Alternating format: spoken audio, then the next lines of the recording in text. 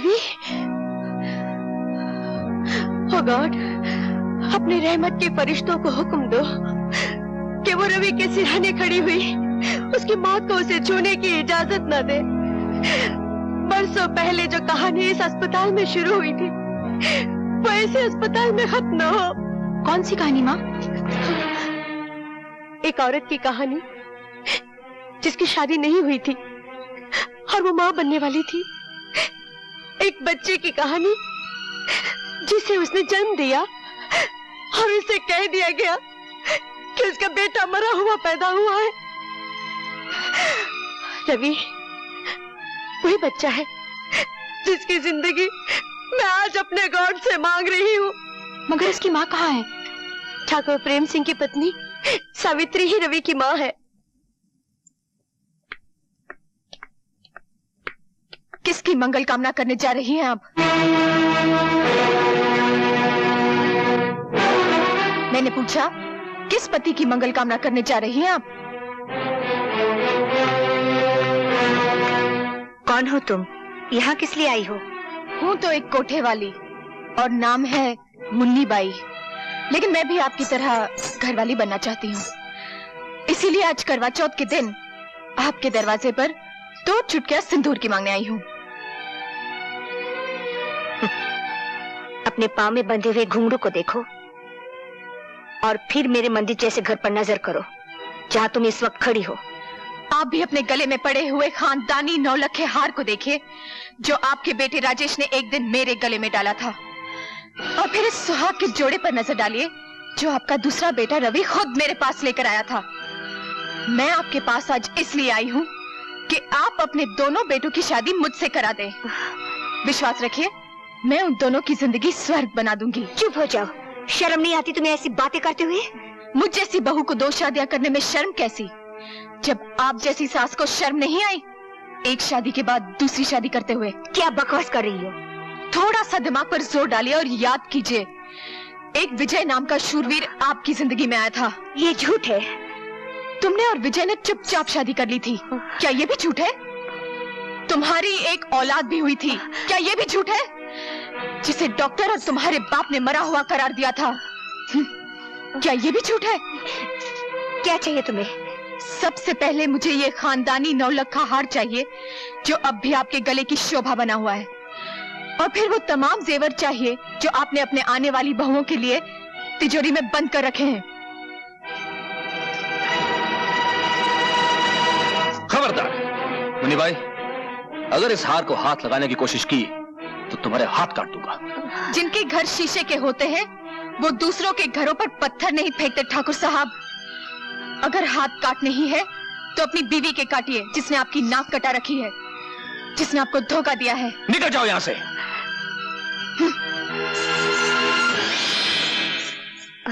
अब मैं तुमसे पूछता हूँ सावित्री, जो कुछ इसने कहा क्या वो सच है?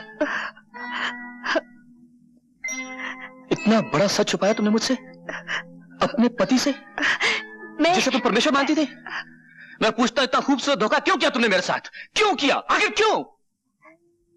वक्त से बढ़कर धोखेबाज और कोई नहीं होता।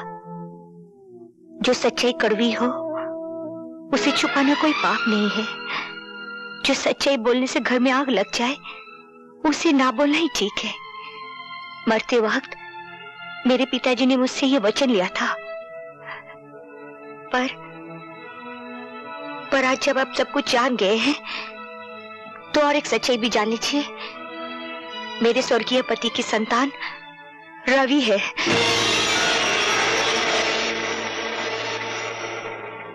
पर मैं आपके चरणों की सौगंध खाकर कहती हूँ, ये जानती हुई कि रवि मेरा बेटा है, मैंने उसे आज तक बेटा कहकर पुकारा नहीं। माँ के सामने बेटा हो और माँ उसे गले से ना लगाए, ये कोई छोटी बात नहीं है।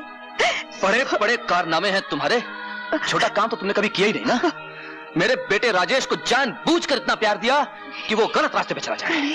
ममता का नाटक करके जहर दिया तुमने उसे, और एक माँ होकर धीरे धीरे उसे गुनहगार बना दिया, और फिर अपने असली बेटे को एक देवता के रूप में मेरे सामने पेश कर दिया। ये सच नहीं है। मैं जिंदा नहीं छोड़ूंगा तुम्हें।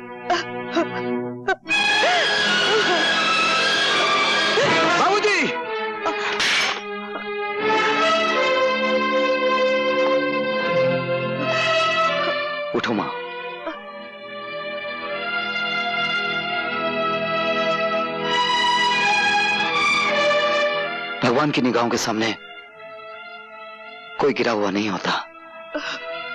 बाबूजी, पहाड़ से फेंका हुआ आदमी शायद बच जाए, लेकिन नजरों से गिरा हुआ आदमी कभी नहीं बचता। और आज आप मेरी नजरों से गिर गए। रवि, मैं इतना ऊंचा नहीं सुनता कि गिरे हुए आदमी की बात ना सुन सकूं। मेरी मां कितनी महान है, आपकी मर्यादा रखने के लिए इसने कितना बड़ा त्याग किया है। कोई मां अपने बच्चे से दूर नहीं रह सकती, लेकिन मेरी मां ने वो करके दिखाया है कि सारी नारी जाति को गर्व होना चाहिए। नीच कमीने मेरे ही टुकड़ों पर पलता और मुझसे सवाल लड़ाता है। अगर तूने जलील औरत की हिफाजत करनी बाबूजी, अभी तक इस हाथ ने आपको बचाने की कोशिश की है, क्योंकि वो मेरा परम धर्म था। लेकिन मां पर अगर किसी ने हाथ उठाया तो यह हाथ मां के बेटे का फौलादी हाथ बन जाएगा, और मां की हिफाजत करना मेरा परम धर्म होगा। चलो मां। नहीं रवि, मैं इन्हें छोड़कर कहीं नहीं जाऊंगी। मैं इस घर में डोली में बैठ कर आई थी, अब तो इस घर से मेरी मिट्टी उठेगी। मेरे लिए तुम मिट्टी ही हो, जब चाह उठ जाओ। सुना मां, लेकिन मेरे रहते हुए उन लोगों की मिट्टी उठेगी जो तुम्हारी मिट्टी खराब करना चाहते हैं। चलो।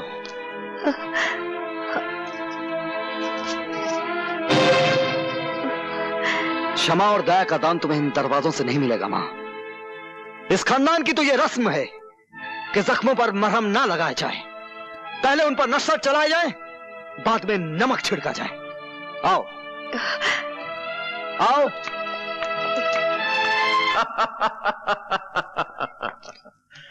शाबाश मुन्नी भाई, शाबाश। बरसों के बाद आज वो दिन आ गया है बेटे, जिसका हमें इंतजार था। लोहे की वो दीवार चकनाचूर हो गई है जो आज तक प्रेम सिंह को मुझसे बचाती रही। आज हम सबको अपना अपना हिसाब चुकता करना है। तुम्हें अपना हक मांगना है अपने बाप से, मुन्नी बाई को अपने घायल प्यार की कीमत मांगनी है रवि से, और शक्ति सिंह को अपनी मोहब्बत की खातिर अपनी जान की बाजी लगानी है, और मुझे अपनी नफरत की आग ठंडी करने के लिए प्रेम सिंह का खून पीना है। और राजेश, आओ मेरे साथ, हम दोनों की मंजिल एक है। और तुम शक्ति सिंह मेरे साथ आओ। अगर तुमने रवि का किस्सा तमाम कर दिया तो मेरे तमाम इनकार तुम्हारे सामने हथियार डाल देंगे।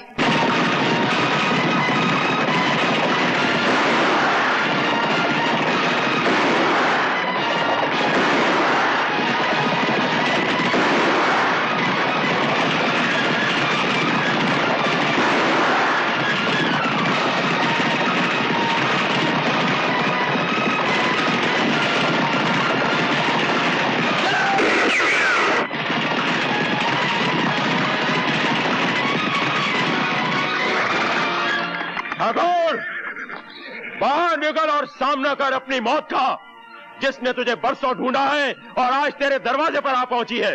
ये क्यों नहीं कहता कि तू खुद मौत के दरवाजे पे आ गया है?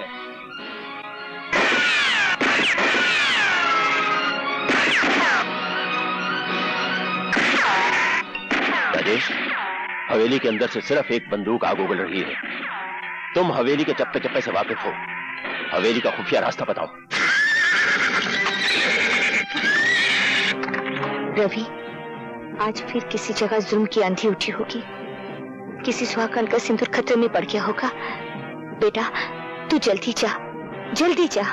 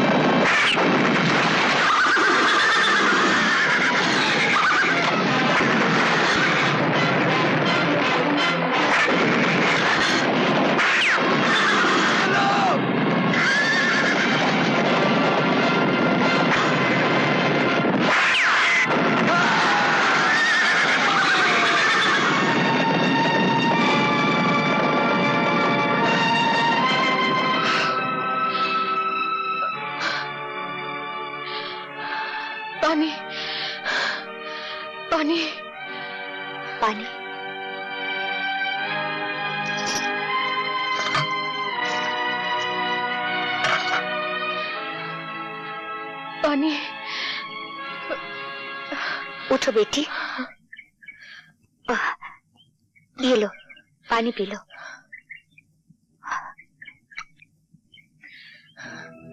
आपने मुझे बेटी कहा? और क्या कहती बेटी? लोगों ने मुझे सैकड़ों नामों से पुकारा है।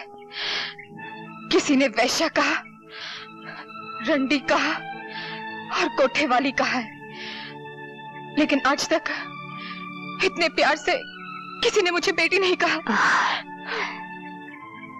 बेटी, लोगों ने हमें ये सब नाम दिए हैं और इन लोगों ने हमें पत्नी भी कहा, बीवी भी बनाया, बहन भी बनाया।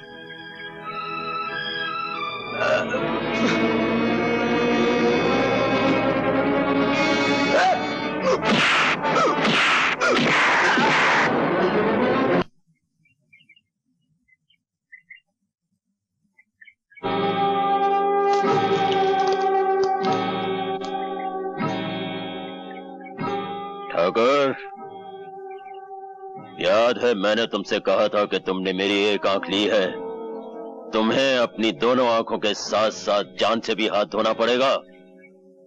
कहां है तुम्हारा वो परम धर्म वाला जिसके बलबूते पर तुम इतना उछलते थे? इंतकाम की जो भट्टी मैंने अपने सीने में परसों से तपाए रखी है, मैं चाहता तो था कि उसके अंगारे अपने हाथों से तुम्हारे बाप के मुंह पर उड़ेल दूं। क्योंकि मैंने तुम्हें अपना बेटा कहा है, इसलिए यह हक मैं तुम्हें देता हूं। ये लो पिस्तौल और उतार दो सारी की सारी गोलियां अपने बाप के सीने में, जिसने तुम्हें जायदाद नहीं दी, दौलत नहीं दी, बाप का प्यार नहीं दिया, दी है तो सिर्फ मुंह भरकर गालियां और जमाने भर की ठोकरें। चलाओ गोली और खत्म कर दो इस बाप बेटे के झूठे नाटक को हमेशा के लिए।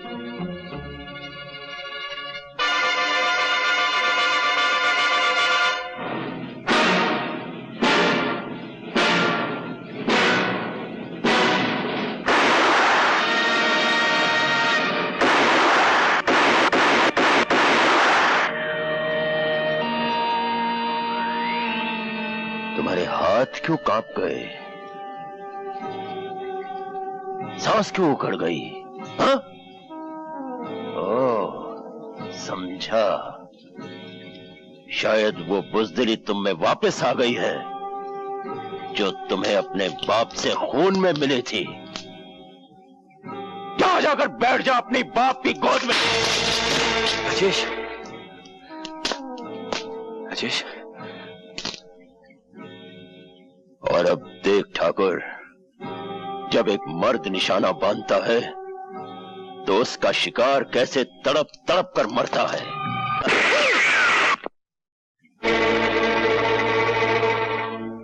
एक आंख के अंधे, अपने दोनों कानों से सुन, यह तेरी तीसरी और आखिरी गलती है। अब की बार मैं तुझे माफ नहीं करूंगा। अपने कुत्तों से कह दे अपने बंदूकें फेंक दे, वरना एक गोली तेरे सीने में उतार दूंगा। बंदूकें फेंक दो।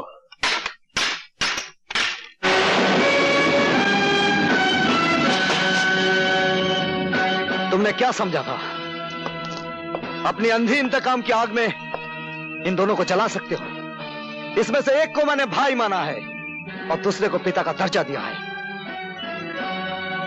अबे वो 2 नंबर के बेटे, तू ये कैसे भूल गया कि इसने तेरी मां को धक्के मारकर घर से बाहर निकाला था और इसी ने कहा था कि तू इसका नहीं, किसी राहगीर का तोहफा है। मैं एक बहादुर बाप की यादगार हूं जिसने अपनी जान दे दी सुहागनों को बचाते हुए। ये मेरे पिता ना से ही, लेकिन मेरे मां के सुहाग हैं और उनके सुहाग को बचाना मेरा परम धर्म है।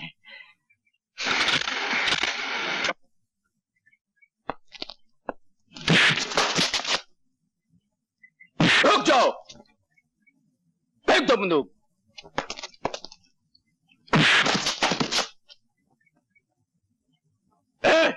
बांध दो इन हरामखोरों को। मैं तुम्हें मामूली मौत नहीं मारूंगा, मैं तुम्हें जिंदा जला के मारूंगा।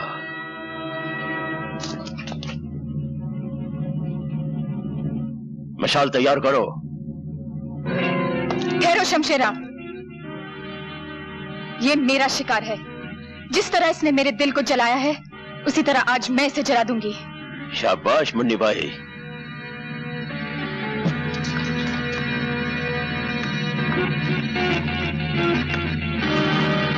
रवि, जला दे जलाने वाले को।